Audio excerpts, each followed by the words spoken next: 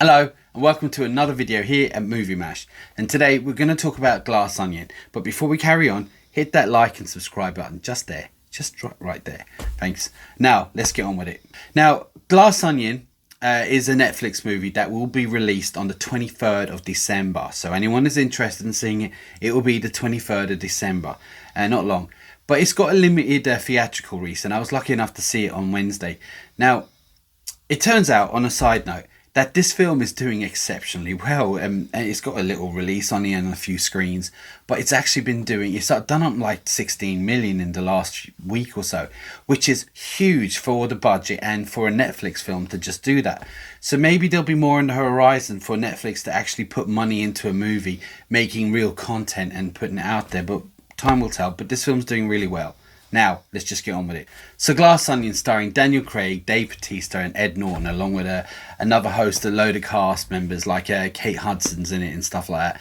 But the thing is that when we go into synopsis, I want to be kind of vague, right? I don't want to say too much because it's a murder mystery, and if you're like me, you kind of want to see it all, and you'll be doing your own detective work, and I don't want to give anything away. So the bottom line is I'll just give you basic. So we have a shallow millionaire inviting his shallow millionaire friends to an island to play a murder mystery over the weekend. Including bringing along Daniel Craig's character, which is Benedict Blanc, I think his name is. And he's supposed to be the world's greatest detective, but he's invited also. Now, turns out a real murder happens. Now, I won't say who, what, when, how, whatever. But we have the sleuth, the world's greatest detective, a modern day Sherlock Holmes, to try and figure it out. That's all I'm saying. Now, for those who haven't seen Knives Out, the original, the first part one, I really enjoyed that movie. As I've got older, like Poirot and stuff like that, I didn't like them when I was young, but now I'm older, I'm really enjoying them.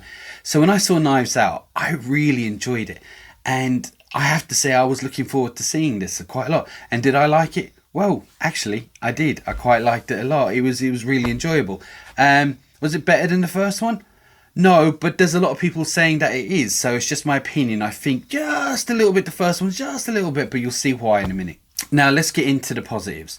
So, acting. Right, so we got Daniel Craig, who, as we all know, is Bond. James Bond in my Sean Connery accent.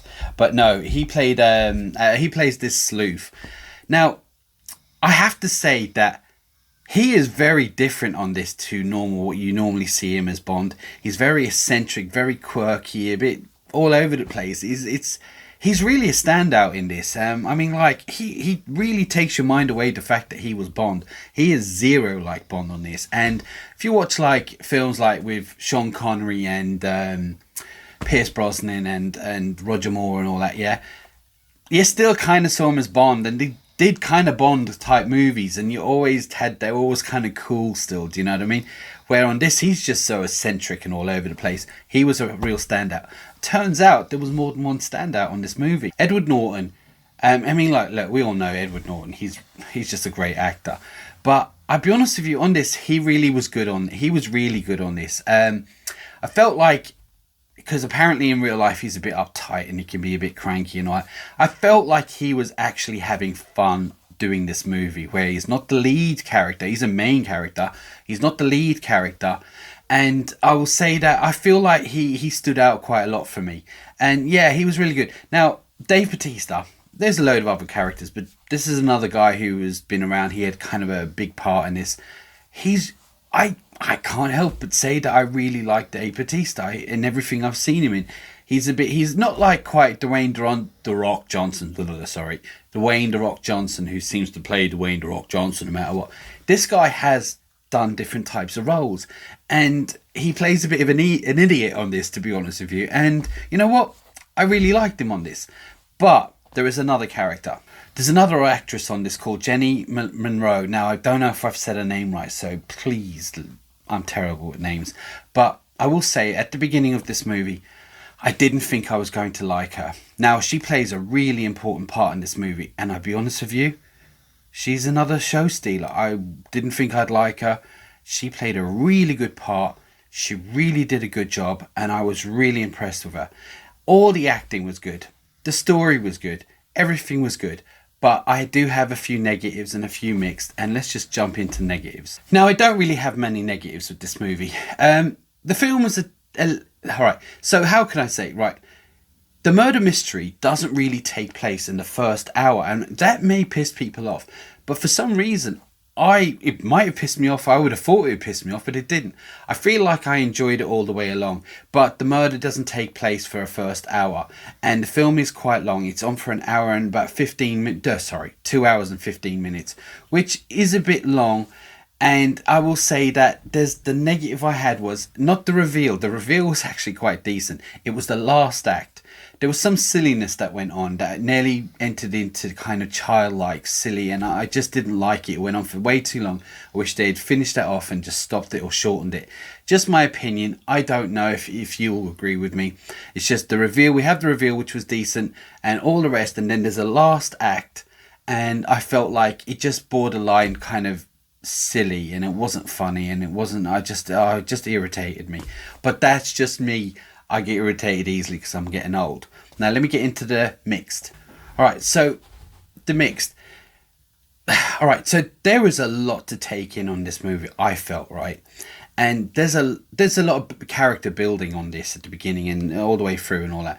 And there's some other subplots that has kind of happening that previously or happening now and in the same. And sometimes I was like getting a bit overwhelmed with trying to remember everything and everyone's name and all the time, because like if you watch a TV series for about 10 episodes, you start remembering everyone's name and their character and what they've done and what they haven't done and all that. But this, I was trying to keep up, and I was worried that if I'd missed something, that the reveal or the story wouldn't make sense to me. And it just seemed like there was loads of dialogue being thrown about he did this and she did that, which, don't get me wrong, I still liked. I was just, oh God, it's too much. I was trying to keep up. And maybe it was just the mood I was in, but I felt like there was just so much being thrown at me that I was struggling to keep up. But when I say it's mixed, it didn't affect the outcome. It turns out I did keep up and I did take it all in. It's just for a minute, it just felt like they were throwing and saying and all these other things were happening and this had happened and I'm trying to keep up and trying to stay up and I'm worried in case the smallest little thing that I miss, I'm like, oh no, I didn't get it, and I did, and you will too, yeah. It's just, you might feel like this is happening in the movie, oh my God, but trust me, you'll be fine. You'll get the end, it will make sense. Now, overall, should you see this in the cinema or wait for Netflix? Well, to be honest with you, a bit of both. I feel like this film it should get watched in the movies, but if you watched it on Netflix at home, it would be just as good. It wouldn't lose any of the experience like if you were watching a big budget Marvel type movie. This film could, for 2 hours and 15 minutes, you could watch this at home and still just enjoy it probably as much. It didn't feel like it had to be a theatrical. But the reason why I say it's worth it, because one, you'll still probably enjoy it in the cinema, and second of all, it gets more movies like this being made and put into the cinema, and Netflix deciding to concentrating harder onto better content into movies, because as I said earlier, let's face it, Netflix movies mostly hit and miss, mostly miss, to be honest, and the ones that I hit, they're still just okay, nothing special. Now, in general, I really like this movie, not as much as the first, but just me. As I said, other people have been saying this is better. I still think the first one's a bit better. I really liked all the character. Daniel Craig's character, he's really good. I really hope they do a shitload more of these, because I'm really into these things now as I'm getting older. You should have a really good time watching this. It's not the greatest thing in the world, but it's a damn good time. So anyway, all I'm going to say is I'm going to give it a thumbs up. Now, my question is to you. Do you like this movie? Have you seen Knives Out? Did you agree with me what I said about Daniel Craig? He seems so different on this. He really done a good transition. Let me know in the comments below. Like and subscribe as normal. But for now, and until next time.